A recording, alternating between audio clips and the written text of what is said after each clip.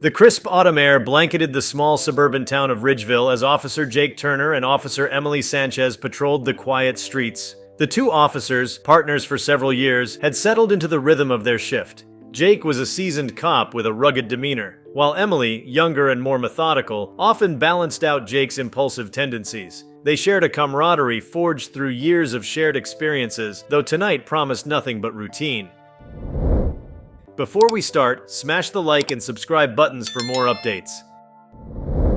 As they cruised past the local diner, Emily noticed a red pickup truck parked slightly crooked across two spaces. "Seriously? People can't even park straight anymore," she muttered, her tone tinged with mild annoyance. Jake chuckled. "Small town drama, Sanchez. Let it slide. We're not the parking police." But as the truck pulled out of the lot and onto the main road, something caught Jake's attention. The driver wore a red MAGA hat tilted proudly atop his head. Jake smirked. "Oh, great. One of those types. Let's make sure this guy's on the up and up." Emily frowned. "Jake, don't start. We're not pulling someone over for wearing a hat." "Relax, I'll find a reason," Jake replied, already flipping on the cruiser's lights. The truck's taillight was cracked, a minor infraction, but technically valid grounds for a stop. Emily sighed, knowing it was pointless to argue. The driver signaled and pulled over to the side of the road. Jake adjusted his belt, squared his shoulders, and stepped out of the patrol car. Emily followed reluctantly, her gut telling her this wasn't going to end well. As they approached the vehicle, the driver rolled down his window. He was a middle-aged man with a weathered face, a thick mustache, and an easygoing demeanor. The red MAGA hat sat firmly atop his head. Jake leaned down to speak, his authoritative tone cutting through the quiet night. "Evening, sir.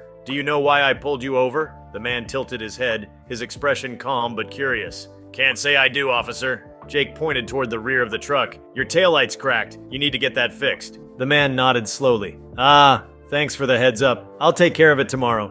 Jake wasn't satisfied with the simple response. "License and registration, please," he said, extending his hand. The man complied without hesitation, passing over the documents with a polite smile.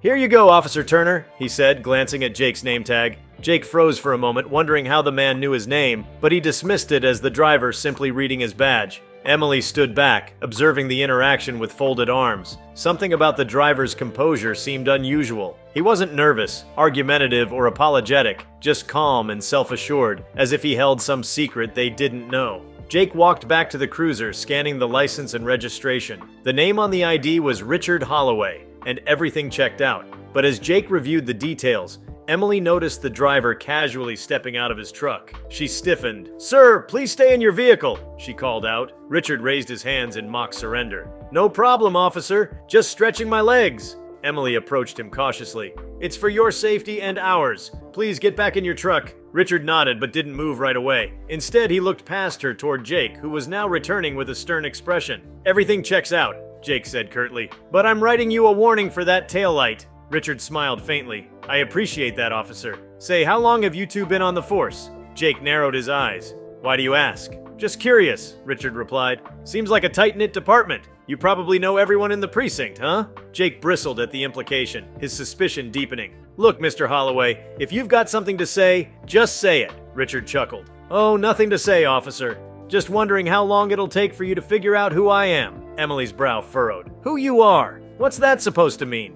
Richard tipped his hat, his smile widening. "Well, I was hoping for a warmer welcome, but I suppose this will have to do." He reached into his jacket pocket, slowly, deliberately, pulling out a leather badge case. He flipped it open, revealing a gold shield and an ID card that read, "Chief of Police, Ridgeville Police Department." For a moment, the world seemed to stop. Jake's jaw dropped as he stared at the badge, his brain struggling to process what he was seeing. Emily blinked, her professional composure cracking under the weight of disbelief. "You're joking," Jake finally managed, his voice tinged with both incredulity and dread. Richard shook his head, his expression equal parts amused and serious. "No joke, Officer Turner. I'm Richard Holloway, your new chief. I was supposed to start tomorrow, but I thought I'd drive around town tonight and get a feel for the place. Didn't expect to be pulled over by my own officers." Emily's cheeks flushed as she stammered, We didn't know, sir. If we'd known..." Richard held up a hand to stop her. "Relax, Officer Sanchez. You were doing your job, and I respect that. But I have to admit, the way you approached me, well, let's just say it wasn't exactly a textbook example of community policing." Jake's face turned a deep shade of red. "Sir, I didn't mean any disrespect. The taillight..." Richard cut him off with a raised eyebrow. was a valid reason to stop me, sure. But the rest of it, the attitude, the assumptions, that's something we're going to have to work on. The tension in the air was palpable. Jake swallowed hard, his bravado replaced by a gnawing sense of regret. Emily, though mortified, felt a strange sense of relief. At least the new chief seemed level-headed. Richard glanced at his watch. Well, it's getting late. Why don't we chalk this up as a learning experience and start fresh tomorrow? I'll see you both at the morning briefing. With that, he climbed back into his truck and drove off, leaving Jake and Emily standing on the roadside, shell-shocked and silent. The next morning, the precinct buzzed with activity as officers gathered in the briefing room. Whispers filled the air as word of the previous night's incident spread like wildfire. Jake and Emily sat near the back, trying to remain inconspicuous, though it was a futile effort. Every glance in their direction felt like a judgment. When Chief Holloway entered the room, the chatter ceased instantly. He strode to the front with an air of quiet authority, his red MAGA hat notably absent but his presence unmistakable. He surveyed the room, his eyes briefly locking with Jake's and Emily's before addressing the group. Good morning, everyone. As most of you know, I'm Richard Holloway, your new chief. I've spent over 30 years in law enforcement, and I'm looking forward to working with each of you to make Ridgeville the best it can be. He paused, letting his words sink in before continuing. Last night I had the unique experience of being pulled over by two of our officers, and while the encounter wasn't perfect, it gave me valuable insight into how we operate. A ripple of laughter spread through the room, but Richard's raised hand quickly restored order. This isn't about embarrassing anyone or pointing fingers, it's about setting a standard. Every interaction we have with the public reflects on this department. We need to approach each situation with professionalism, fairness, and respect, whether we're dealing with a criminal, a citizen, or apparently our own chief. The room erupted in applause, and even Jake couldn't help but smile despite his lingering embarrassment. As the briefing continued, it became clear that Chief Holloway was not only competent, but also deeply invested in building a cohesive and accountable team. Over the following weeks, Jake and Emily found themselves working closely with the new chief. Richard's leadership style was firm but fair, and he had a knack for turning even the most awkward moments into opportunities for growth. He never brought up the traffic stop again, though the lesson it imparted lingered in Jake and Emily's minds. In time, the three developed a mutual respect that transcended their rocky introduction. Jake learned to temper his assumptions, while Emily gained confidence in asserting her instincts. And as for Chief Holloway, he earned the unwavering loyalty of his officers, not because of his title, but because of the integrity and humility he demonstrated every day. The story of the traffic stop became a humorous anecdote around the precinct, a reminder that even seasoned officers can make mistakes. But more importantly, it marked the beginning of a new chapter for Ridgeville, a chapter defined by accountability, camaraderie, and the understanding that leadership isn't about wearing a badge, it's about earning it. As weeks turned into months, the dynamic within the Ridgeville Police Department began to shift under Chief Holloway's leadership. His approach was both unconventional and refreshing. Officers accustomed to rigid hierarchies found themselves part of a team that emphasized communication, accountability, and shared purpose. Yet, the specter of that fateful traffic stop lingered, not as a wound, but as a point of reflection, a catalyst for growth and evolution within the department. For Jake Turner, the experience with Chief Holloway served as a humbling wake-up call. It wasn't just about the embarrassment of pulling over his own boss, it was about the assumptions he had made, the biases he had harbored. Jake had always prided himself on being a by-the-book officer, but his encounter with Richard had forced him to confront the parts of his job he had taken for granted. He found himself engaging more thoughtfully with citizens during traffic stops, pausing to listen rather than jumping to conclusions. Over time, his interactions became less about asserting authority and more about fostering trust.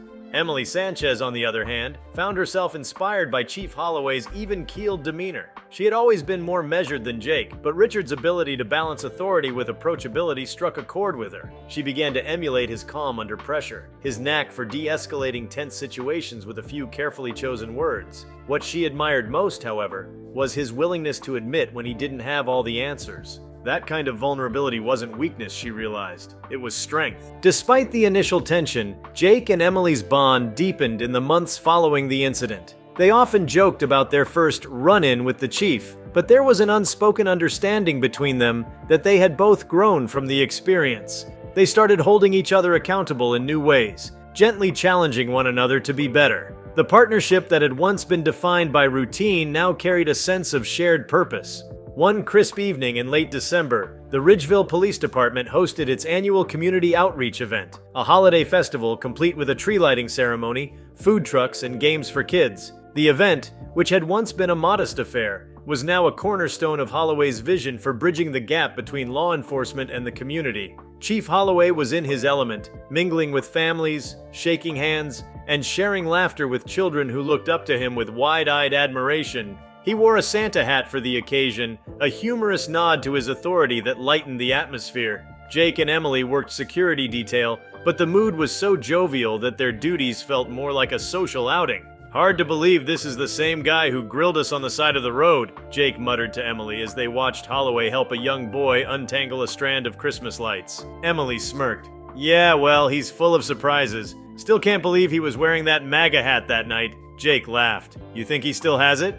"Oh, I'm sure he does. Probably keeps it in his office as a trophy," Emily joked. Their banter was interrupted by a commotion near one of the food trucks. A man was shouting, his voice rising above the festive chatter. Jake and Emily exchanged glances before making their way toward the disturbance. The man, a wiry figure with a scruffy beard, was arguing with the food truck owner over what seemed to be a minor pricing issue. "This is a scam!" the man shouted, his gestures growing increasingly erratic. "You can't just rip people off like this!" Jake stepped forward, his tone firm but calm. "Sir, let's take a step back and talk about this." The man whirled around, his eyes narrowing. "What, now the cops are involved? Great, just great." Emily joined Jake, her voice measured. "We're just here to help. What seems to be the problem?" The man huffed, crossing his arms. "This guy's charging extra for hot sauce. It's robbery, plain and simple." Emily raised an eyebrow but kept her expression neutral. "I'm sure we can work this out. Let's keep things civil, okay?" As the situation de-escalated, Chief Holloway appeared,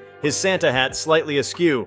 "Everything all right here?" he asked, his tone light but authoritative. Jake and Emily briefed him quickly and Richard nodded, stepping in to mediate. Within minutes, he had diffused the tension, convincing the food truck owner to waive the extra charge and the customer to accept the gesture with grace. The resolution was so seamless that it felt almost effortless. As the man walked away, muttering under his breath, Richard turned to Jake and Emily. "You handled that well," he said. "But remember, sometimes people just want to be heard, even if it's about hot sauce."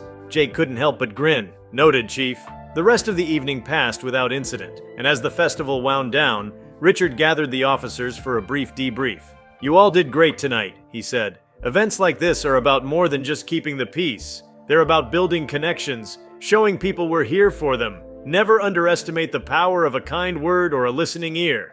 As the officers dispersed, Jake lingered for a moment, watching as Richard chatted with a group of volunteers. For the first time in his career, Jake felt a genuine sense of pride, not just in his role, but in the department as a whole. He realized that leadership wasn't about commanding respect, it was about earning it, just as Richard had done. Months later, Ridgeville faced its first major crisis under Holloway's tenure. A powerful storm swept through the town, leaving widespread flooding and power outages in its wake.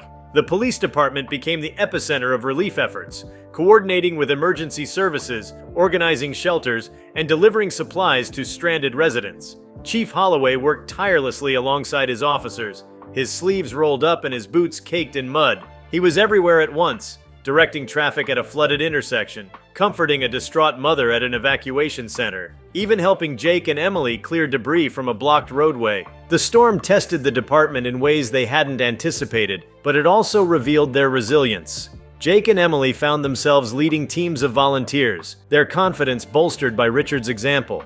They discovered strengths they hadn't known they possessed. Jake's ability to inspire calm under pressure, Emily's knack for logistical planning. Together, they became a force to be reckoned with, their partnership stronger than ever. As the waters receded and the town began to rebuild, the community's gratitude was palpable. Letters poured into the precinct, praising the officers for their dedication and compassion. One letter, addressed to Chief Holloway, stood out. It was from a young boy whose family had been rescued during the storm. The boy had drawn a picture of Richard wearing his Santa hat, surrounded by smiling officers. Richard pinned the letter to the bulletin board in the briefing room, a reminder of why they did what they did. "This," he said during the next roll call, holding up the drawing, "is what it's all about. Not the badge, not the authority. It's about the people we serve.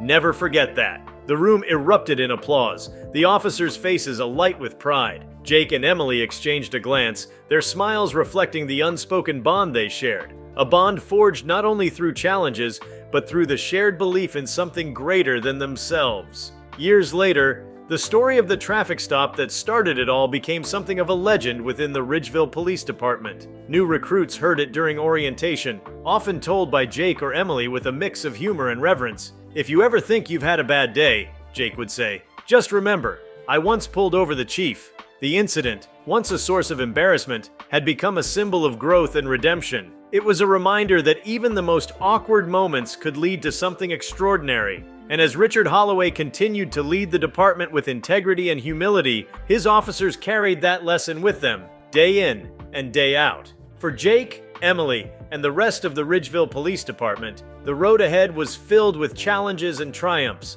mistakes and successes. But no matter what lay ahead, they knew they could face it together, with open minds, open hearts, and the unshakable belief that even the smallest actions could make a world of difference. The Ridgeville Police Department continued to evolve under Chief Richard Holloway's leadership, becoming a model of community policing in the region.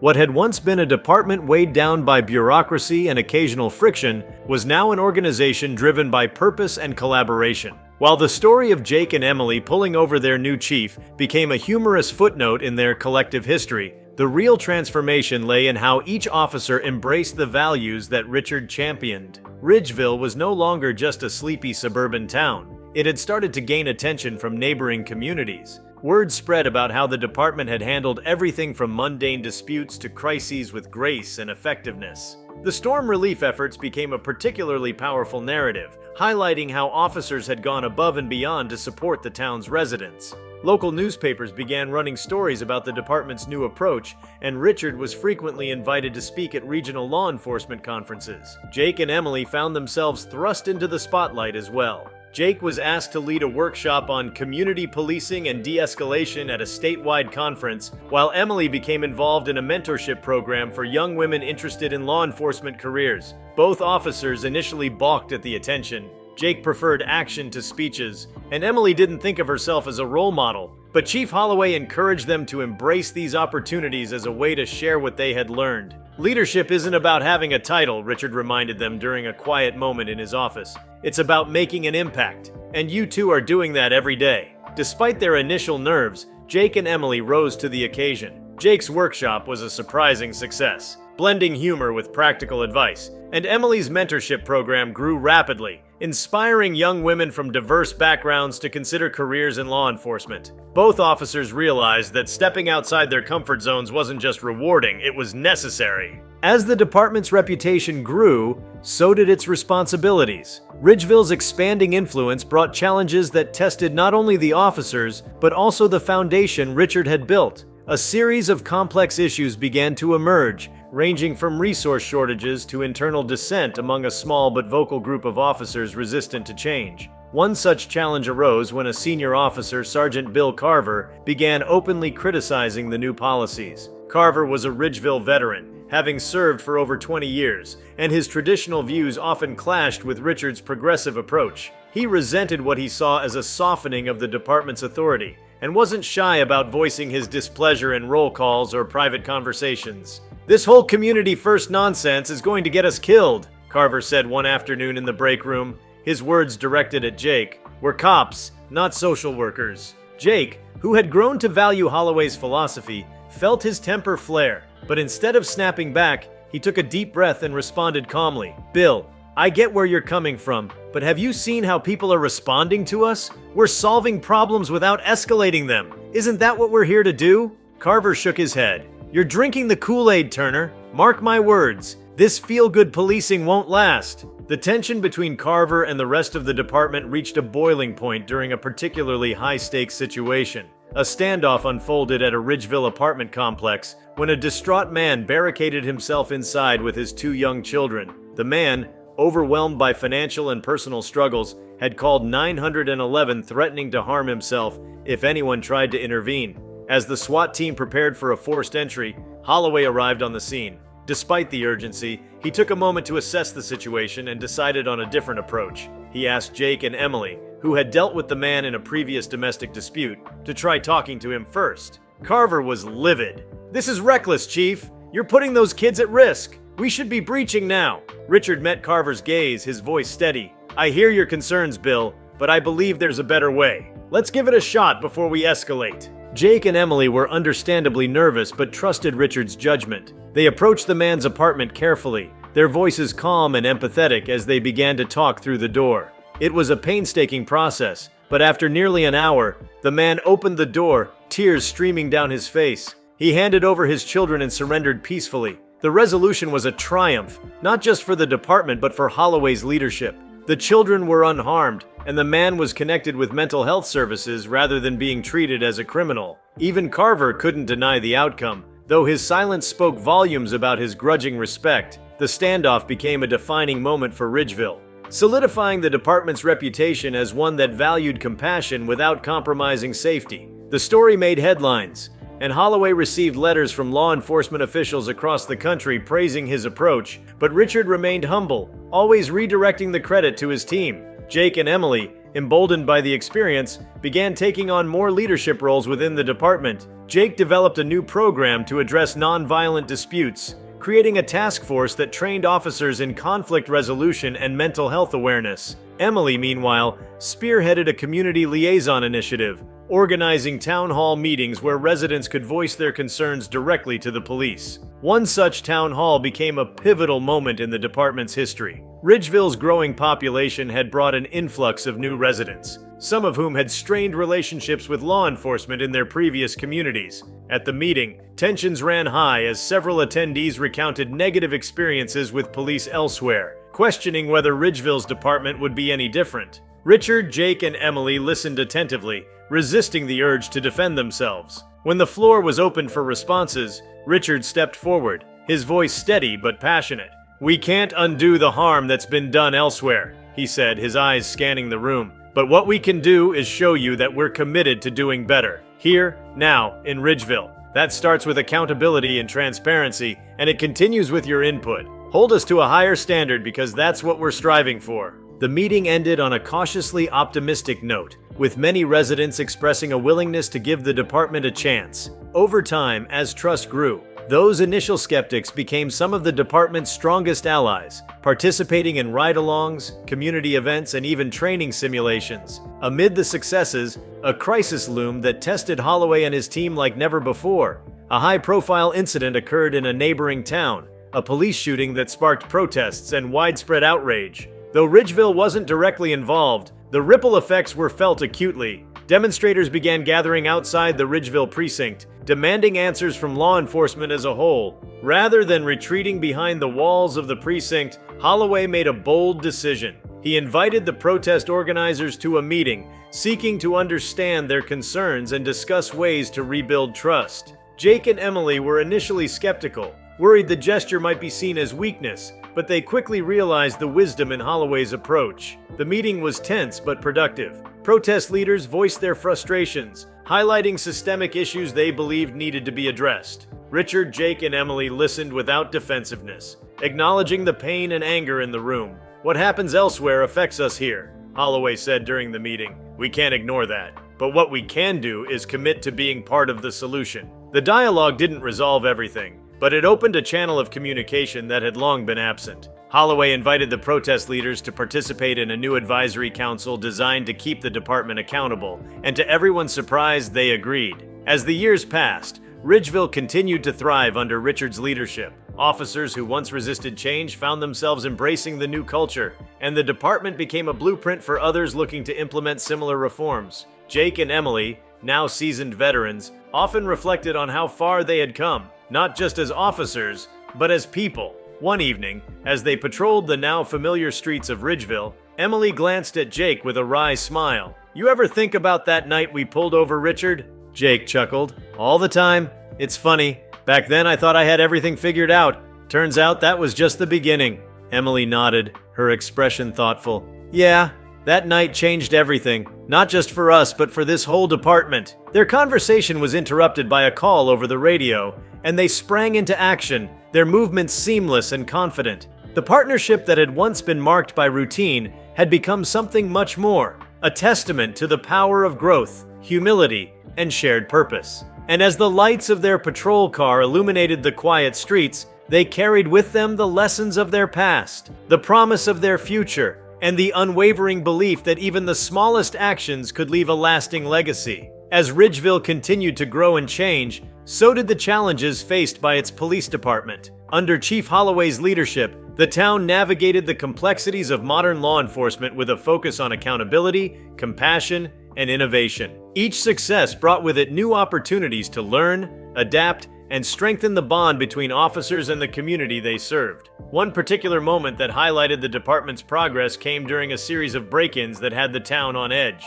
The crimes were calculated, targeting homes when residents were at work, and left little evidence behind.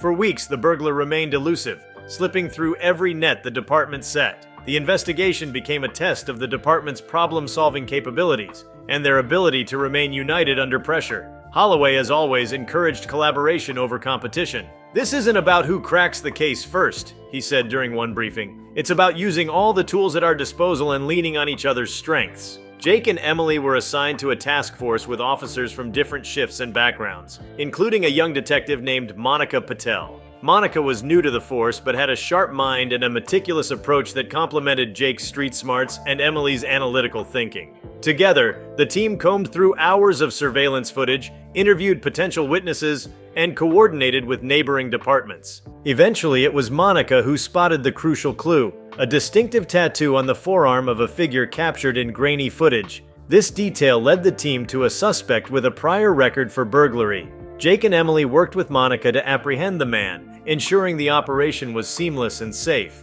The arrest brought relief to the town, and the successful resolution highlighted the power of teamwork within the department. For Monica, the experience solidified her confidence as a new officer, and she became a rising star in the precinct. Jake and Emily, now veterans, took pride in mentoring her, much as Chief Holloway had mentored them. The dynamic between generations of officers created a culture where knowledge was shared freely, and the department thrived as a result. Amid the daily demands of policing, Holloway never let his officers forget the importance of their mental and emotional well-being. He introduced programs to support officers dealing with the stresses of the job, including wellness workshops, counseling services, and peer support groups. Jake, who had once bottled up his frustrations, found these resources invaluable, while Emily became an advocate for officer wellness within the department.